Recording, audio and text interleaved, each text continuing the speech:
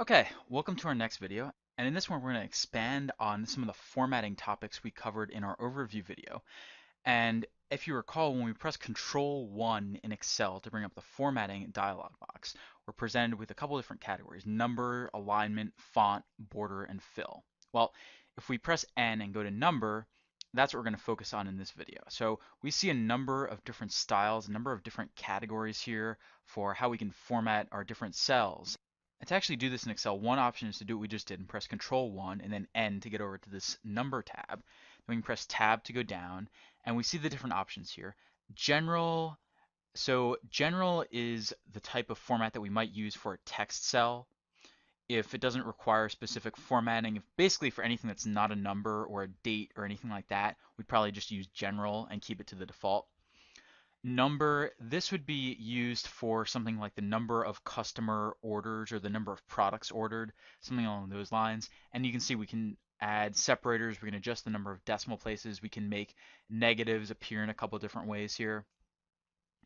For currency, it's basically the same thing as number, except we have a symbol in front. So this could be a dollar. It can be really whatever currency we want. We have pretty much everything imaginable here in terms of different currencies. But for this demonstration, we're just going to stick with dollars just because that's what we use throughout the rest of the course as well.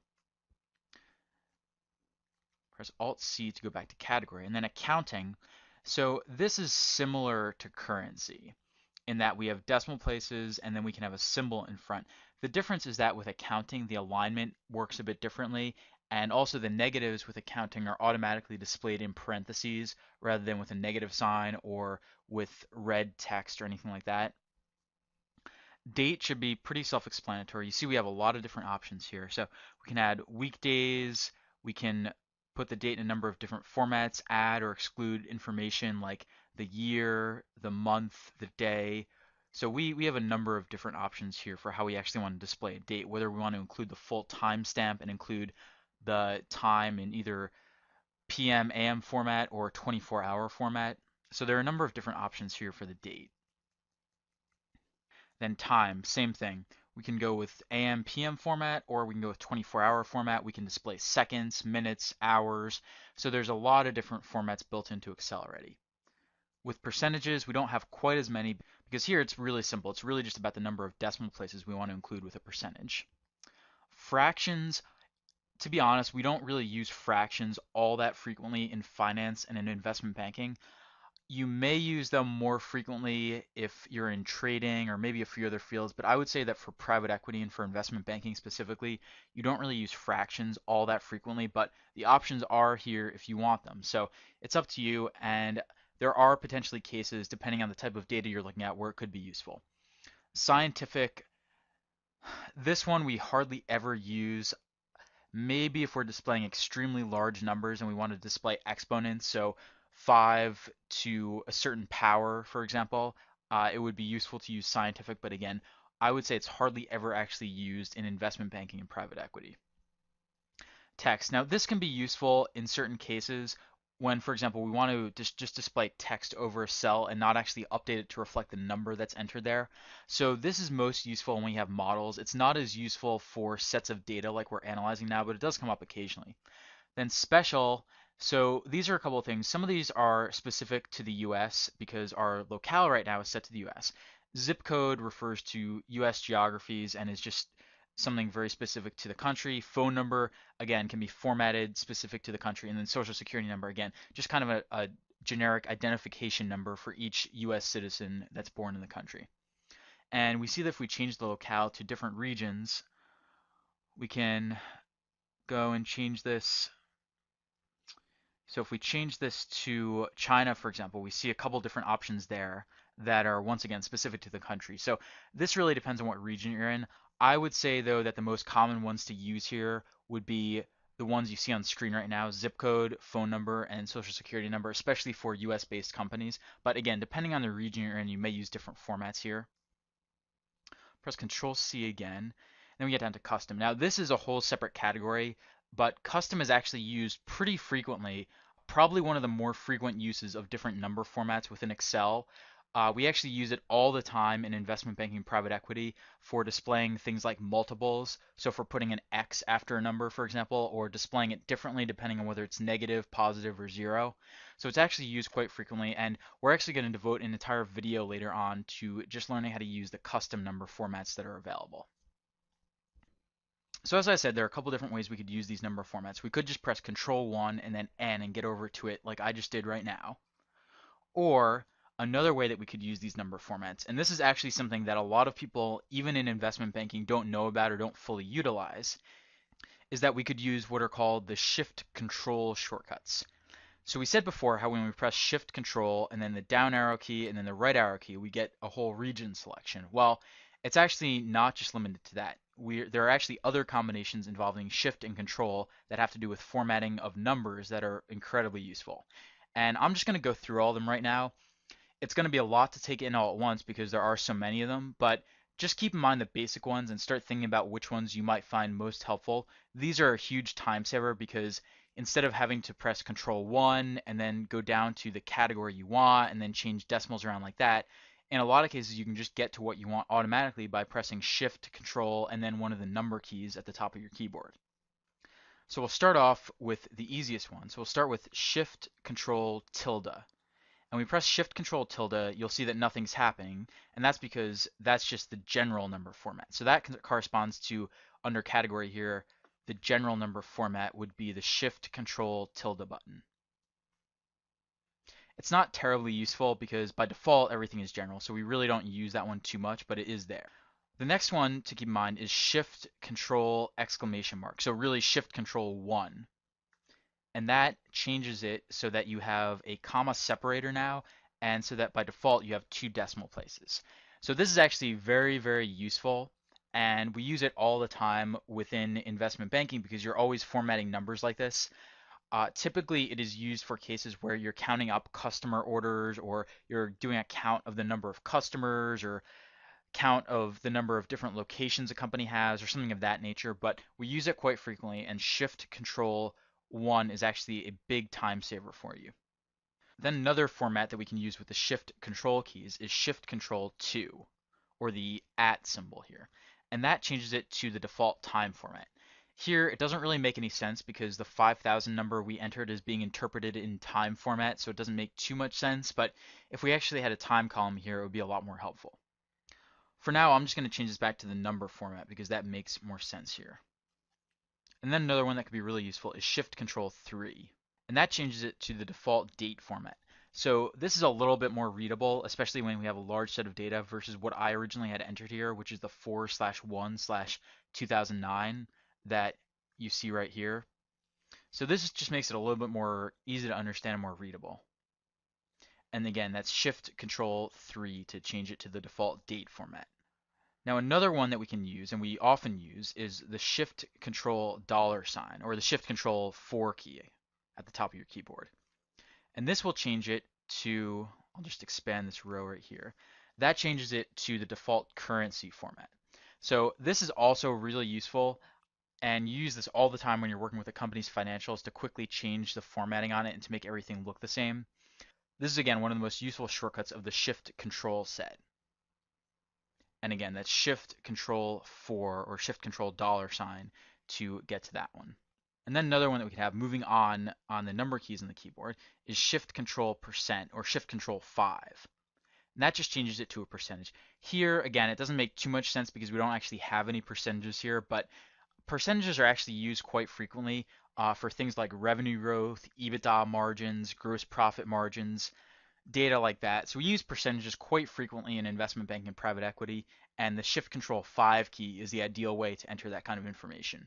And then another common formatting shortcut is to press Control Shift 6 or the Control Shift exponent key. And that'll change it to scientific format, which honestly we don't use all that frequently in investment banking and private equity, but could potentially be used depending on the type of data you have. If you have really huge numbers, for example, you might actually find this one helpful. Personally, I have not used it that much before. I tend to use the currency, the time, date, and the number one quite a bit more than this one. But that's a quick run through of some of the shift control shortcuts. And again, these are actually shortcuts that a lot of people in investment banking don't even know about or don't fully use. And it's just really, really helpful to be able to know these and to be able to get to all of them without having to press Control 1 to go to the Format Cells dialog first. So I'm going to press undo here a couple times to get back to what the product quantity originally looked like. And then another really useful feature, and unfortunately this only works in Excel 2007, is the Alt-H combination. Alt-H9 will decrease the number of decimal places.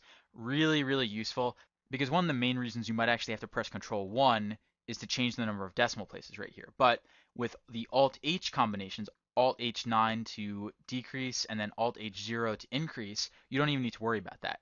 So this saves you a lot of time, and in many cases this can prevent you from having to go to the Control 1 dialog at all in the first place.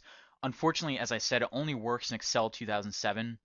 So if you're using Excel 2003, you'll have to go to a separate dialog to do this, or you'll have to use a macro or a custom keyboard combination, custom keyboard shortcut to do this. So again, it's a nice shortcut if you have Excel 2007. If not, there are other ways you can emulate this, but it takes a bit more work, and we'll be getting into those with some of the more advanced material. So that's a quick overview of how we go through and actually use some of the number formatting functionality within Excel. This is used all the time, whether you're working with models or with data sets. So it's really important to get this down and get some practice using it. For right now, I'm going to undo everything I did right here in terms of formatting. Changing all this back. I'm just pressing the Control Z key repeatedly right here. Okay. And now we're pretty much back to our original state. And so what I want you to do now is to actually get some practice doing what I just went over in Excel. And let me give you your task right now, and I will go through this and show you how to do everything. I'll go through it the first time without giving you any of the shortcut keys, and then I'll go through it by giving you all the shortcut keys and by going through it more slowly. Okay, so first off, we're going to take this number of employees column, and we're going to make this look a little bit better. So we're going to change this to a number format. And it doesn't really make sense to have decimal places here, so we're going to fix that. Change it to 0. Now this product price column here, we're also going to change this, and we want to add a $sign in there. Now, unfortunately, we have 2 decimal places right now. We're just going to change this so we don't have any decimal places. Change that. And you see this error here at the bottom. Not really an error, but it doesn't fit. This is actually something we're going to be coming back to and fixing in the next video, so don't worry about this one for now.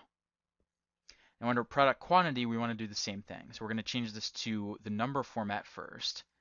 And then we don't want all those decimal places, so we're going to change that to 0. Then for the order date, we're going to change this to the date format. And then address, we're going to leave alone for now. And then phone number, we're also going to change the format.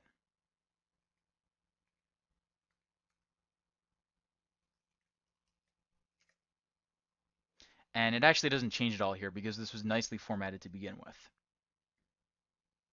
Okay, so that was a quick overview of what I want you to do, and you should use a combination of the Control 1 dialog and the Shift Control keys that I just showed you to do that. Try to just use the Shift Control keys depending on the version of Excel you have and your knowledge of this material already. You may not be able to do that completely, but it's okay. Just try to do what you can. If you get stuck, pause the video and then unpause it, and then I'll walk through this exercise again and show you how I did everything and list out all the shortcuts.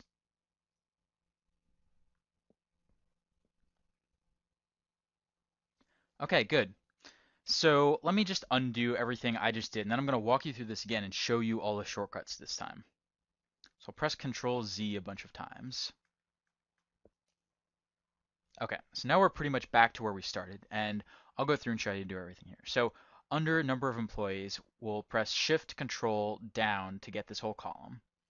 Then we'll do Shift Control 1 or Shift Control exclamation point to get to the number format. Now we have too many decimal places. We don't want any decimal places here. So if we have Excel 2007, like I do here, we can actually just press Alt H9, Alt H9, or F4 to repeat it, to decrease the number of decimal places. If we don't have Excel 2007, then you can press Control 1, Alt D to go to decimal places, and then down arrow key or just enter 0 to change it to 0. For product price, we can press Shift Control down, and then we can press Shift Control $sign right here. And again, to change the number of decimal places, either Alt H9, Alt H9 again to repeat that action.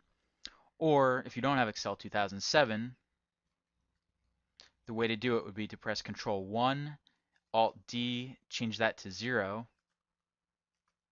and that changes it. Now under product quantity, same idea applies. Control Shift 1 and Alt H9, Alt H9 to reduce the decimals, or in Excel 2003, Control 1, Alt D, and then 0 for decimal places. Now for order date, this one we don't need to go to Control 1 at all, no matter what version of Excel you have, because we can just press Control Shift 3, and that changes it to a more readable order date. And then finally for phone number, Shift Control down arrow key, and then Control 1. And then we can get into category with Alt C, then S to skip to scientific, and then S again to skip to special. Alt T to go to type, and then we can press the down arrow key to get to phone number, or just press P, and we've changed that now. So that's a quick overview of how you can change the number formatting in Excel. The Shift Control keys will save you a huge amount of time. If you forget them or you need to get more detail or make it more granular, you can press Control 1 and do that as well. And sometimes you have to, depending on what you're doing. But those are the basics of how to format numbers. And next up, we'll be getting into some of the alignment, and we'll be fixing some of the errors we have here. Namely, for example, this cell down here that doesn't appear correctly, and we'll go in and fix a few of the other issues on this Excel spreadsheet as well.